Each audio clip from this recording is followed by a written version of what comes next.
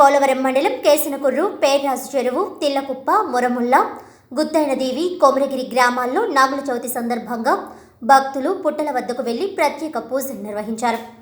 సమరసత సేవా ఫౌండేషన్ మండల ధర్మ ప్రచారక్ బొంతు కనకారావు మాట్లాడుతూ, ఈ కార్తీక మాసంలో వచ్చే శుద్ధ చవితి రోజున పుట్టలో పాలు పోయడం, పచ్చి చలిమిడి, నువ్వుల బెల్లం కలిపిన మిశ్రమం సమర్పించడం వలన నాగదోషం పోతుందని మరియు సంతానము లేని వారికి సంతానం కలుగుతుందని, పిల్లలు వృద్ధిలోకి వస్తారనే నమ్మకంతో పుట్ట వద్ద ఆనందోత్సాహాలతో ఈ నాగుల చవితిని జరుపుకుంటారని తెలిపారు. వేకువజాము నుండి మహిళలు, పిల్లలు పొలాల్లో ఉన్న పుట్టల వద్దకు వెళ్లి పాలు పోసి ప్రత్యేక పూజలు నిర్వహించారు. ఈ కార్యక్రమంలో సంధ్యాహారతి ప్రముఖ్ కొప్పిశెట్టి పద్మగాయత్రి, సంధ్యా గురుకుల శిక్షకురాలు బొంతు గంగాభవాని, మండల మహిళా సహా కన్వీనర్ జి వరలక్ష్మి, శీలం సురేష్, నల్లా రామ్జీ, తోటకూర బాబులరాజు, అమలాపురపు ఆనందరావు, శీలం మధు, పెమ్మిరెడ్డి సత్యవేణి తదితరులు పాల్గొన్నారు.